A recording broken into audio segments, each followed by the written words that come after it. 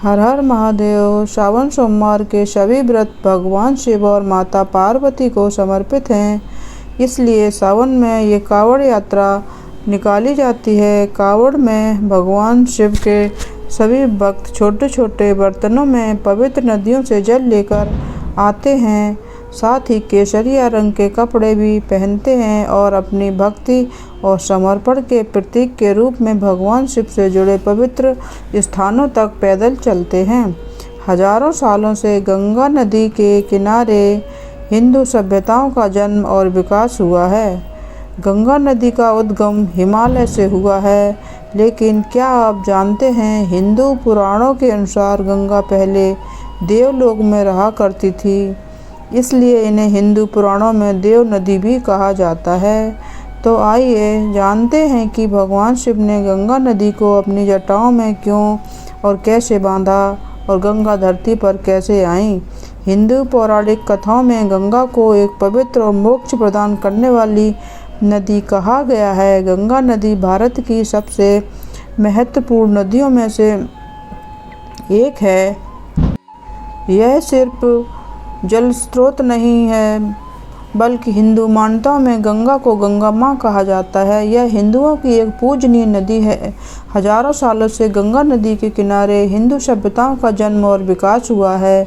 गंगा नदी का उद्गम हिमालय से हुआ है, लेकिन क्या आप जानते हैं, हिंदू पुराणों के अनुसार गंगा पहले देवलोक में रहा करती थी, इसलिए इसे हिंदू पुराणों में देव नदी भी कहा जाता है।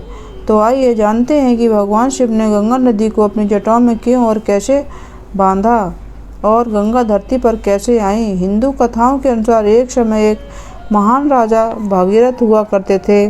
उन्होंने अपने पूर्वजों को मोक्ष दिलाने के लिए स्वर्गलोक से गंगा को पृथ्वी पर लाने की ठानी, लेकिन गंगा देवलोक में रहा करती थीं और देवलोक छोड़कर जाना नहीं चाहती थी। लेकिन भागीरथ ने उन्हें प्रसन्न करने के लिए कठोर तपस्या की। उनकी तपस्या से प्रसन्न होकर माँ गंगा पृथ्वी पर आने को तैयार हो गईं, लेकिन उन्होंने भागीरथ से कहा कि उनका वेग बहुत तेज है और पृथ्वी उसे सहन नहीं कर पाएगी। उनके पृथ्वी पर आते ही उनके वेग से वह रसाताल में चली जाएंगी। गंगा को पृथ्वी पर अवतरित होने के लिए ब्रह्मा जी ने राजा भगीरथ से भगवान भोलेनाथ को प्रसन्न करने की बात कही। तब राजा भगीरथ ने भगवान भोलेनाथ को प्रसन्न करने के लिए तपस्या की। उनकी तपस्या से भगवान भोलेनाथ प्रसन्न हुए। अब समय था माता गंगा का पृथ्वी पर अवतरण का।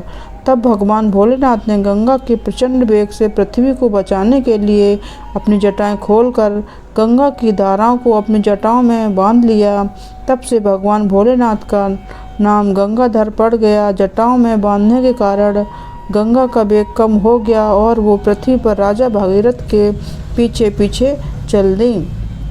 तब से माता गंगा को भागीरथी के नाम से जाना जाने लगा। भागीरथ के पीछे पीछे चलते हुए गंगा वहां पहुंची जहां भगीरथ के पूर्वजों की राख पड़ी हुई थी। गंगा के स्पर्श से भगीरथ के पूर्वज मोक्ष को प्राप्त हुए। आज भी उस जगह पर मेले का आयोजन किया जाता है। उसे गंगा सागर के नाम से जानते हैं। इस साल का सावन बेहद खास रहने वाला है, क्योंकि इस बार सावन 59 दिनों के रहेंगे। यह संयोग लगभग 19 साल बाद बनने जा रहा है। हिंदू पंचांग के अनुसार इस बार अधिक मास के कारण सावन 2 महीने का पड़ रहा है। अधिक मास की शुरुआत 18 जुलाई से होगी और 16 अगस्त इसका समापन होगा। भगवान शिव को प्रसन्न करने के लिए किसी भी तरह के खास विशेष पूजन की आवश्यकता नहीं होती, क्योंकि कहा जाता है कि वह तो भोले हैं और भक्त की मन से की गई क्षणिक मात्र की भक्ति से ही वह प्रसन्न हो जाते हैं। अगर आप भी शिव की भक्ति और कृपा पाने के लिए श्रावण के सोमवार का व्रत करते हैं तो इस कथा से भोलेनाथ को प्रसन्न कर सकते हैं। हम अपने चैनल पर जीवन के दुख कष्ट दूर कर सही राह दिखाने वाली एक मानसिक चेतना को सकारात्मक ऊर्जा प्रदान करने वाली ऐसी ज्ञान से भरी तमाम कहानियाँ लाते रहते हैं, इसलिए हमारे चैनल पर बने रहें। उम्मीद करता हूँ यह धार्मिक कथा आपको अच्छी लगी होगी। इस धार्मिक कथा को लोगों में शेयर करके आप भी थोड़ा पुण्य कमाएं। ओम नमः शिवाय। हर हर महादेव। हमारे चैनल को लाइक शेयर सब्सक्राइब जरूर कर लें। इसी तरह की और ज्ञानवर्धक भक्तिपूर्वक कहानियाँ सुनने के लिए धन्यवाद।